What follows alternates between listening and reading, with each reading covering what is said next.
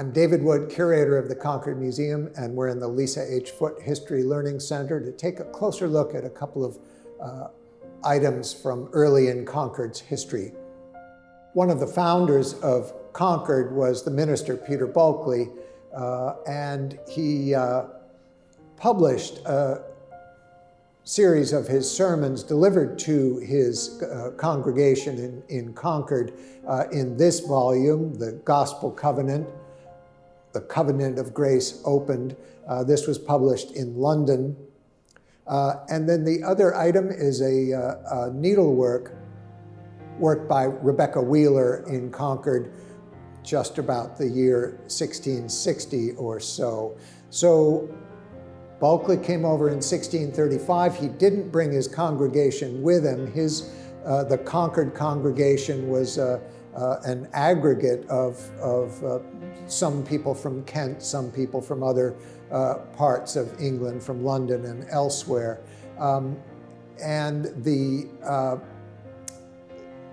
subject of his sermons, the Covenant of Grace specifically, is something that concerned Bulkeley. He is one of those New England divines who were debating the questions of Puritanism early on in the sermons they delivered to their congregations. But Peter Bulkeley, in fact, is given credit for helping work out the halfway covenant, which was a brilliant piece of engineering to try to get the Puritan church to survive one more generation. These are serious questions that concerned Bulkeley and his congregation deeply.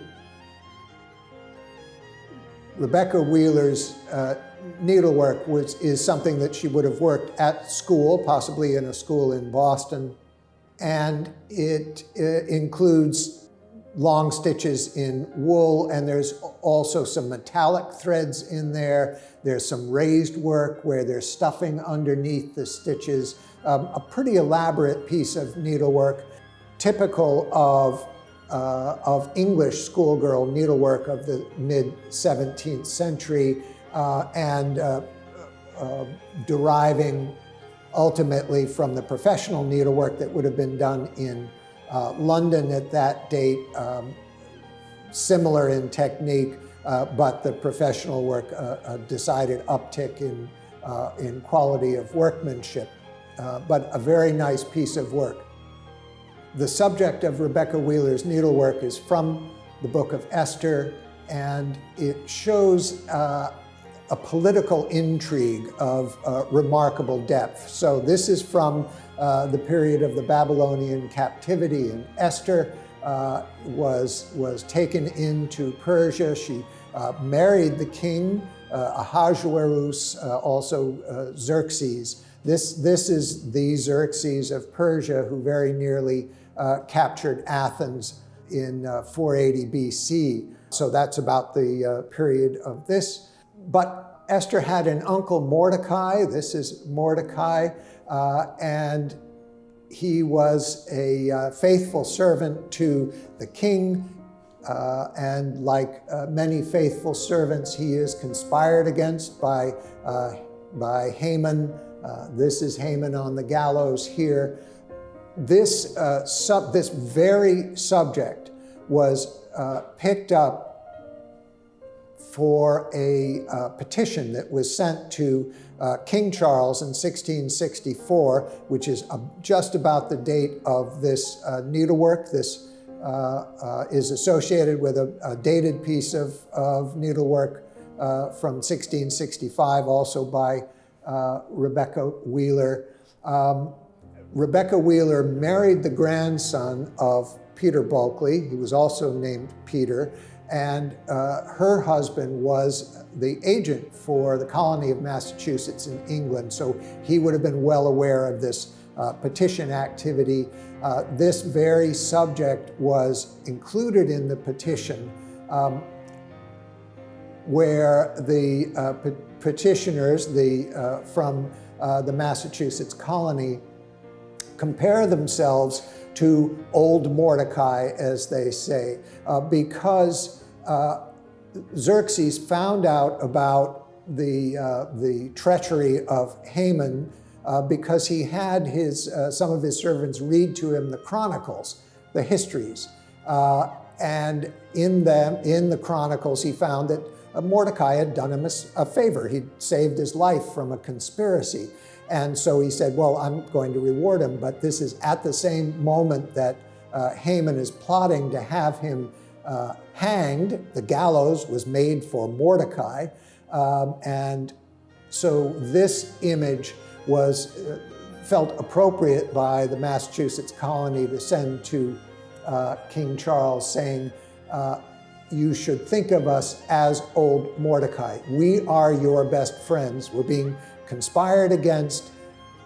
The enemy on the gallows could be thought of as Charles's ministers. This image is a current representation of the relationship between the people and the crown is really quite extraordinary, that both, and that Rebeckah Wheeler chose that for her elaborate needlework, as did the writers of the petition. The petitions that were sent in 1664 and 1665 were a response to an increased amount of